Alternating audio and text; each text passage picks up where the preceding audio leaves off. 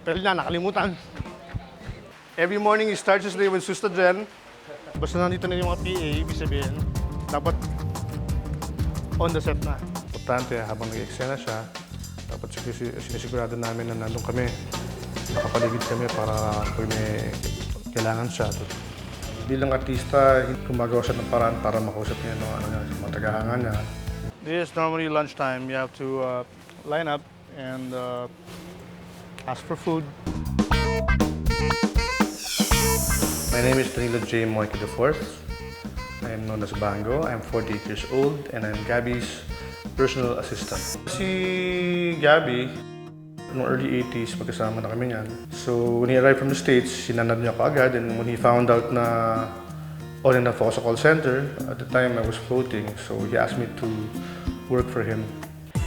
So, well, the night before pa lang, I make sure na natatawagan ko na or natatext ko na yung mga dapat kong i-text. Of course, first and foremost, si Gabby. This is how I start my day as Gabby's PA. Yeah, this way, let's go. By the way, this is Gabby's house. This is his mom's house. Yeah, it's the veranda portion of the house. It's where people relax. And normally, I have my own room here. This is where I dress up and everything. Basically, I also work as his fleet manager aside from yung personal aid niya. Yung mga sasakyan na yun, I make sure na everything is in working condition.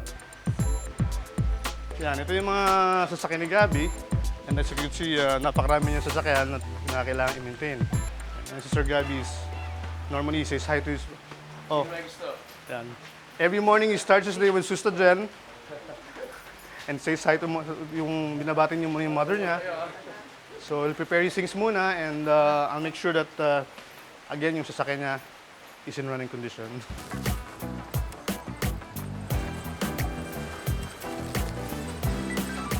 As yung personal aid niya, I make sure na lahat ng mga kailangan niya, pangangailangan niya, na ibibigay sa kanya.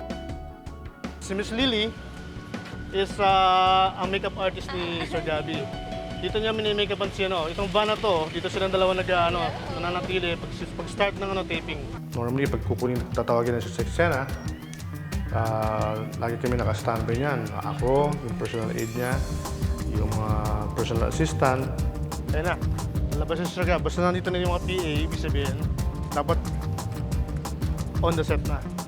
The usual, aalamin ko kung ano yung susunod na eksena, ano yung kailangan niyang suotin.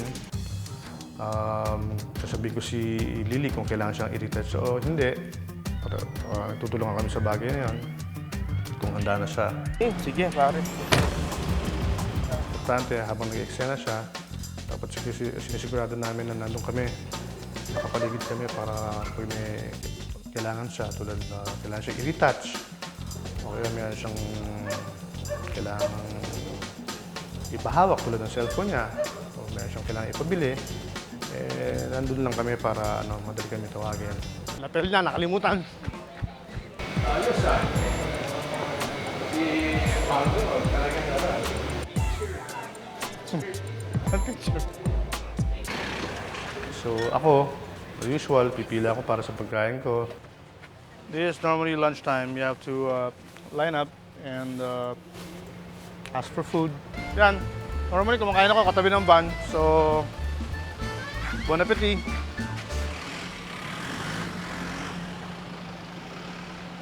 At least nakita ko yung van, no? Grab shades mo.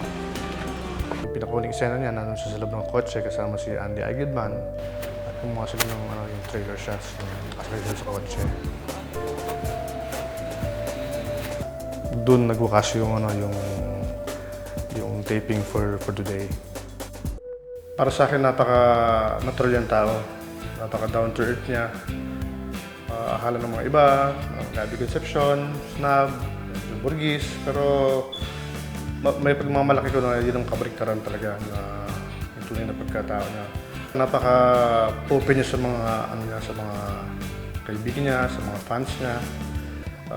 Bilang artista, hindi siya yung mahihayin, siya. Kahit pa paano, gumagawa siya ng paraan para makausap niya mga tagahanga niya, mga kaibigan niya. And so, bilang kaibigan niya, masasabi kong tatagal pa akong loyal na kaibigan niya kasi ang turing namin sa isa't isa ay mahigit sa pamilya. Para kami magkapatid. So, pag ginhawa, so chicken tin, nandun kami para sa isa't isa bilang matarik na kaibigan.